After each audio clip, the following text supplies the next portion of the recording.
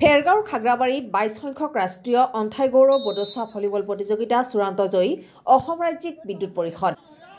খাগ্ৰাবাৰী আঞ্চলিক ক্ৰীড়া সন্থা আৰু খাগ্ৰাবাৰী আঞ্চলিক বড়ো ছাত্ৰ সন্থাৰ উদ্যোগত 7 জানুৱাৰীৰ পৰা চলি থকা ৰাষ্ট্ৰীয় ভলীবল প্ৰতিযোগিতাত তিনিচুকীয়াত অসম ৰাজ্যিক বিদ্যুৎ পৰিষদে পৰাজিত কৰি চেম্পিয়নশ্বিপ ট্ৰফি লাভ কৰে বিজয়ী দলক ট্ৰফিসহ 50,000 আৰু পৰাজিত দলক 30,000 টকাকৈ প্ৰদান কৰা হয় চূড়ান্ত খেলৰ পূৰ্বে 12 কোটি টকীয়া অন্থাই গৌৰৱ বডোচা ষ্টেডিয়াম নামেৰে এটি ইনডোৰ ষ্টেডিয়াম আধাৰশিলা কৰাৰ লগতে 22 সংখ্যক অন্থাই গৌৰৱ বডোচা ৰাষ্ট্ৰীয় ভলীবল ফাইনেল খেলখন উদ্বোধন কৰে বিধানসভাৰ অধ্যক্ষ বিশ্বজিৎ দৈমাৰীয়ে তিনিচুকীয়া আৰু অসম ৰাজ্যিক বিদ্যুৎ পৰিষদৰ মাজত অনুষ্ঠিত চূড়ান্ত খেলত উপস্থিত থাকে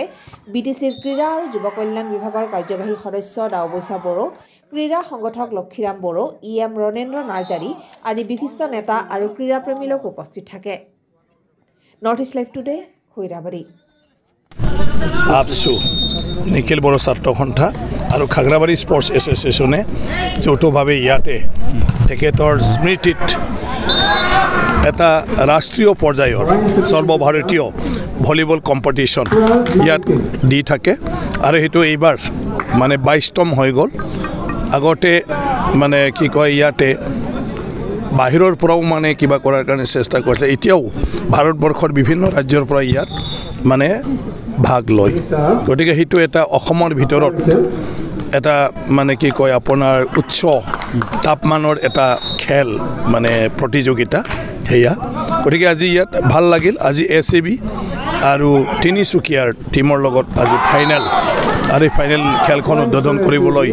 মোক মাতি আনিছিলে এটাটো হ'ল ওদালগুৰি জিলাৰ খাগ্ৰাবাৰীৰ নিচিনা ঠাইত এটা নেশ্যনেল লেভেলৰ ভলীবল কম্পিটিশ্যন এইটো বহুত ডাঙৰ কথা যাৰ দ্বাৰা এই অঞ্চলৰ ল'ৰা ছোৱালীয়ে খেলৰ ক্ষেত্ৰত যথেষ্ট উৎসাহ পায় আৰু আমি হয়তো ভালকৈ চালে দেখিব যে সেই উৎসাহৰ জৰিয়তে আজি খাগ্ৰাবাৰী অঞ্চলত বা ভেৰগাঁও টংলা অঞ্চলত বহুতো মানে খেলুৱৈ আজি নেশ্যনেল বা ইণ্টাৰনেশ্যনেলৰ গ'ল্ড মেডেল লৈ আনিবলৈ সক্ষম হৈছে মুখ্যমন্ত্ৰী ডাঙৰীয়াক আমি অনুৰোধ কৰিছিলোঁ আৰু সেই মৰ্মে মুখ্যমন্ত্ৰী ডাঙৰীয়াই মানে সেইটো যেতিয়া আমাৰ সমষ্টিত আহিছিলে কেবিনেটৰ সময়ত তেওঁ সেইটো ঘোষণা কৰিছিলে এইটো কৰিম বুলি আৰু সেই হিচাপে এতিয়া অলৰেডি ডিজাইনাৰ কিবাটো টেণ্ডাৰ দি ফালে এতিয়া ডিজাইন চিজন চব হৈ ফালে এপ্ৰুভ হৈ গ'ল আৰু এই কেইমাহমানৰ ভিতৰতে ৱাৰ্ক অৰ্ডাৰটো হৈ ফালে কাম আৰম্ভ হৈ যাব ইনডোৰ ষ্টেডিয়াম য'ত মানে সকলো মানুহে ইনডোৰ এই ৰুমৰ ভিতৰতে হাজাৰ হাজাৰ মানুহে খেলখন উপভোগ কৰিব পাৰিব আৰু বাকী দিনতো ইয়াৰ অঞ্চলৰ মানুহে ইয়াত বিভিন্ন প্ৰগ্ৰাম অনুষ্ঠিত কৰিব পাৰিব ইয়াত দুটা আমাৰ ভলীবল কৰ্ট থাকিব আৰু দুটা ভলীবল কৰ্ট যদি থাকে কিমান স্পেচ থাকিব মাজত গতিকে বিভিন্ন ধৰণৰ অনুষ্ঠানো তাত কৰি থাকিব পাৰিব ৰাজহুৱা বিভিন্ন সভা সমিতিবিলাক এই ইনডোৰৰ ভিতৰতে কৰিব পাৰিব বডোলেণ্ড শ্বহীদ অন্থাইগৰা বডোচাৰ নামত খাগ্ৰাবাৰীত বছৰি all India invitation volleyball competition ইয়াত হয় আৰু এই বছৰ 22 বছৰত ভৰি দিলে অন্থাইগৰা বডোচা ওদালগুৰি জিলাৰ আমাৰ এই খাগ্ৰাবাৰী অঞ্চলৰ আছিলে আৰু তেখেতৰ বহুত জনপ্ৰিয়তা আছিল আৰু